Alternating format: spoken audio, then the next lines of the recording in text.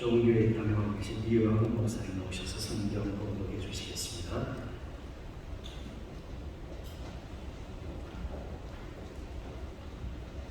성경 말씀 보겠습니다. 고린도전서 4장 1절 2절 말씀입니다. 고린도전서 4장 1절 2절 봉독해 옵니다. 사람이 마땅히 우리를 그리스도의 일꾼이요 하나님의 비밀을 맡은 자로 여기는지어나 그리고 맡은 자들에게 구할 것은 충성이니라. 아멘. 네, 이 시간에는 정경 노회장이시며 방국 제1교육 언론사님이신 박오은 목사님께서 나오셔서 말씀을 전해주시도록 하겠습니다.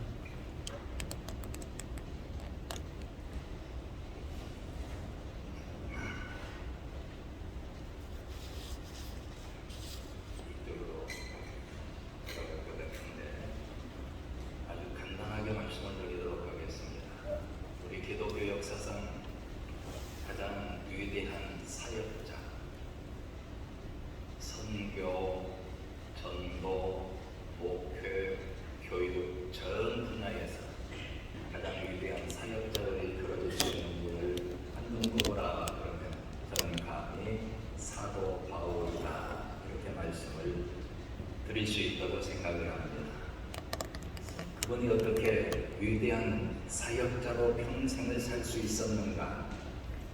그분의 의식을 통하여서 확인할 수가 있습니다. 오늘 본문으로 택한 고린도전서 4장 1절 2절에 보면 그분은 세 가지 의식을 가지고 하나님의 거룩한 종으로서의 사역을 다했다. 그렇게 이해가 됩니다. 첫째로 말씀을 드릴 수 있는 것은 신분의식이 확고했던 것을 보게 됩니다. 나는 누구인가? 사람이 마땅히 우리를 그리스도의 일꾼으로 여겨달라. 고린도 교회 성도들을 향하여 그렇게 언급하고 있습니다. 그 말은 나는 그리스도의 일꾼이다 하는 그런 의식이 강하게 있었다고 하는 증거라고 여겨집니다. 이 사도 바울이 기록한 갈라디아 교회에 편지한 갈라디아서 1장 1절 말씀을 볼 것 같으면 그분은 이렇게 고백을 하고 있습니다. 사람들에게서 난 것도 아니요 사람으로 말미암은 것도 아니요 오직 그리스도와 그를 죽은 자 가운데에서 살리신 하나님 아버지로 말미암아 사도된 바울. 그분은 내가 사람에게서 안수받아 사도가 됐다 그렇게 표현하지 않습니다. 하나님 아버지 그분으로 말미암아 우리 주님 예수 그리스도 그분으로 말미암아 내가 사도가 됐다.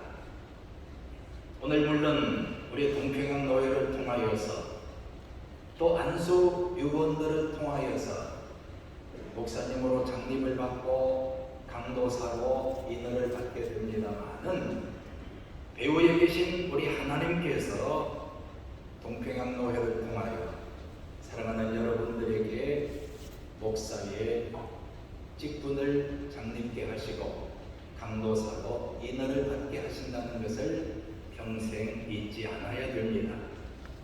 하나님께서 우리 주님께서 이 직분을 나에게 주셨다.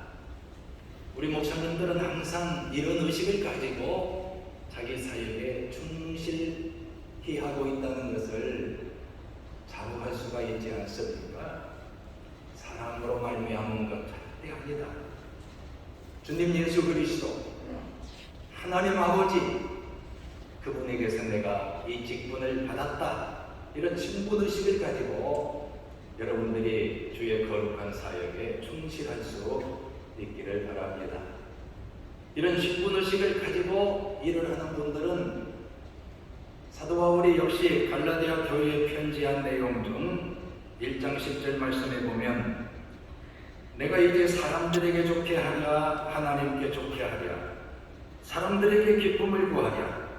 내가 지금까지 사람들의 기쁨을 구하는 자였다면 그리스도의 종이 아니니라. 우리 목회자들이 종종 실수하기 쉬운 부분이 있다면 너무 사람을 의식한다는 겁니다. 사람들이 나를 어떻게 생각해 줄까? 사도 바울은 결코 그런 의식을 가지고 행치 아니했습니다.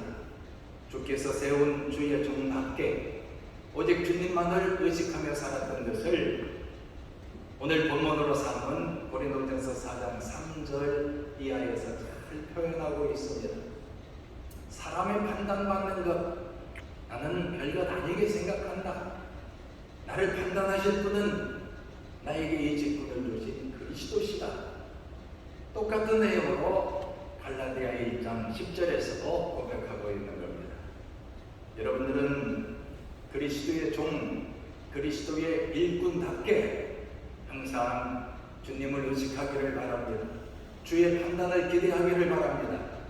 5절에서 밝히고 있는 대로 장차 주께서 나를 칭찬하실 것이라고 하는 그런 기대와 확신, 소망 가운데에서 이런 신분의식을 가지고 최선을 다한다면 바울 못지 아니한 위대한 사역자로 남은 생애를 살아갈 수가 있을 것이다. 이런 생각을 해봅니다. 사도 바울의 두 번째 자의식이 오늘 본문 1절 이하에 계속 언급이 되고 있습니다. 하나님의 비밀을 맡은 자로 여겨달라. 이런 고백을 하고 있습니다. 사명의식입니다. 우리 잘 알고 있는 아모스 3장 7절 말씀을 보면 주 여호와께서는 자기의 비밀을 그의 종 선지자들에게 보이지 아니하시고는 결코 행하심이 없으시리라. 선지자들은 하나님의 비밀을 맡은 자들이었습니다. 사도 바울은 똑같이 나는 하나님의 비밀을 맡은 자로 여겨달라, 하나님의 비밀을 맡은 자로 인정해달라, 이런 요구를 하고 있는 겁니다. 아무개의 비밀을 내가 함께 나눈다고 하는 것은 그만큼 그분과의 가까운 관계인 것을 표현할 수가 있지 않겠습니까? 오늘 사랑하는 여러분들은 하나님께서 가장 귀하게 여기시고 가장 가까이 하시면서 당신의 비밀을 바로 여러분들에게 항상 알려주시면서 그 비밀을 가지고 하나님의 거룩하신 사역을 하도록 배후에서 지원하고 계시다는 사실을 잊어서는 아니 될 겁니다. 하나님의 비밀은 무엇인가? 물론 성경 전체가 하나님의 비밀입니다. 그러나 성경에 나타난 몇 구절을 참고해보면 예수 그리스도를 통하여서 구원을 얻는 그것이 바로 하나님의 비밀인 것을 우리는 알 수가 있죠. 요한복음 3장 16절에 나타나 있는 복음, 하나님의 세상을 이처럼 사랑하사 독생자를 주셨으니 이는 그를 믿는 자마다 멸망치 않고 영생을 얻게 하려 하심이라. 바로 이 십자가의 도 비밀입니다. 바로 이 구원의 비밀을 증언하는 것이 주께로부터 세움받은 모든 하나님의 종들의 사명이라고 하는 것을 결코 잊지 않아야 할 것입니다. 사도행전 20장 24절에 보면 주께 받은 사명 곧 은혜의 복음을 증언하는 일, 이렇게 표현하고 있습니다. 세상적인 어떤 이야기가 아닙니다. 은혜의 복음을 전하는, 증언하는 그것을 앞서간 신앙의 대선배들 된 사도들은 목숨 걸고 행하였던 것을 성경을 통해서 우리는 확인할 수가 있습니다. 기록된 하나님의 말씀 속에서 이 구원의 비밀, 하나님의 은혜의 복음, 이것을 깨닫고 확신 가운데에서 힘써 증언하는 사명자들이 되어져야 할 것입니다. 이런 사명의식을 가지고 최선을 다할 때에 장차 주께로부터 칭찬이 있지 않겠습니까? 세 번째 의식은 뭐냐? 오늘 본문 2절 말씀에 볼 것 같으면 바울은 이렇게 고백하고 있지 않습니까? 그리고 맡은 자들에게 구할 것은 충성이니라. 성경을 보면 충성과 항상 연결지어서 표현하는 내용이 있습니다. 죽는 문제입니다. 네가 죽도록 충성하라. 오늘 노회장님을 통해서 우리는 개회예배 때 고린도전서 15장 31절 말씀을 들은 바가 있습니다. 나는 날마다 죽노라. 이것이 충성입니다. 사명을 다하기 위해서 은혜의 복음을 증언하는 일을 다하기 위해서는 목숨을 걸 수 있어야 한다 그 말입니다. 앞서 이야기한 사도행전 20장 24절 말씀을 볼 것 같으면 나의 달려갈 길과 주 예수께 받은 사명 곧 은혜의 복음을 증언하는 일을 마치려 하면은 나의 생명을 귀한 것으로 여기지 않는다. 그런 고백을 하고 있지 않습니까? 목숨을 걸고 이 사명을 다하는 것, 그것이 곧 충성이라고 하는 그런 고백이라고 생각을 합니다. 저는 40여 년 동안 조그마한 교회지만 한 교회를 쭉 섬겨왔고 수년 전에 연퇴를 했습니다. 사실 여러분들을 보면 이제 강도사 인하 받고 목사 안수를 받고 직접 하나님의 거룩한 사역에 일꾼들로 이제 쓰임을 받게 되는데 우리 시대보다는 여러분들의 시대가 훨씬 더 어렵지 않겠는가 그런 생각도 해봅니다만 주의 복음을 증언하는 이 사역은 어느 시대의 사역자에게나 동일하게 고난의 길이었던 것을 부인해서는 결코 안 됩니다. 어찌 보면 여러분들의 앞길에도 다양한 고난들이 기다리고 있었는지 모릅니다. 그처럼 위대한 사역을 한 사도 바울도 얼마나 많은 고난을 당했는지 모르죠. 그러나 그분은 묵묵히 목숨을 걸고 은혜의 복음을 증언하는 일을 마치기 위해서는 자기 생명도 귀한 것으로 여기지 아니하고 아니 날마다 죽는다고 하는 그런 심정을 가지고 주의 거룩한 사역에 매진했던 것을 우리는 부인할 수가 없을 겁니다.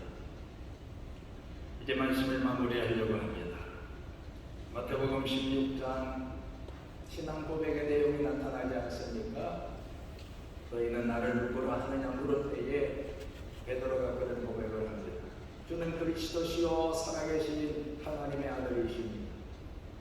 우리 예수님 너무 기뻐하시면서 하여나 시몬아 네가 복이 있다. 이를 네게 알게 한 이는 네 혈육이 아니라 하늘에 계신 내 아버지시다. 그러면서 18절 말씀해 볼 것 같으면 아주 유명한 우리 하나님의 거룩한 사역에 참여하는 자들이 명심할 그런 구절이 이어지지요. 예수님 하시는 말씀입니다. 내가 이 반석 위에 내 교회를 세우리니 음부의 권세가 해하리고 다르라. 베드로 네가 내 교회를 세우라고 명령하지 않았으니 내가 세운다. 내가 내 교회를 세운다. 하나님의 유형교회 물론 중요하지만 무형교회 이 교회를 세우도록 이제 여러분들은 오늘 장립을 받고 인허를 받게 되는데 선배 사역자들과 똑같이 여러분들은 하나님의 거룩한 사역에 참여하게 되는 겁니다. 우리 목회자들이 실수하는 부분이 많이 있습니다. 내가 하겠다고. 어떤 분들은 그러다가 좌절합니다. 어떤 분들은 그것 때문에 교만해집니다. 내가 했다. 지난 월요일, 화요일, 수요일 한 3일 가까운 친구들 모임이 있었습니다. 우리 단짝 친구들 서너 가정이 함께 모였는데 만나는 아주 친한 친구가 왔어요. 보고 가면 이 이야기하기를 박목사 내가 며칠 전에 위대한 발견을 했다. 그 뭐야? 바로 이 구절을 말하는 거예요. 내가 내 교회를 세운다고 하는 이 구절을 막 웃었어요. 아니 총장이 돼가지고 아니야 전에는 그냥 스쳐 지나갔어. 예전 아이들도 지난 날들을 쭉 생각해보니까 내가 하는 것이 아니야. 주께서 하신 것이야. 내가 하겠다고 되어지는 것이 아니라 주께서 하심으로 이루어진 것이다. 그렇습니다. 우리는 그냥 스쳐 지나갈 수가 있습니다. 그러나 항상 마음속에 나는 일꾼으로 최선을 다할 뿐이요 주인 되시는 그분께서 당신의 교회를 세워가시니 나는 도구에 불과하다.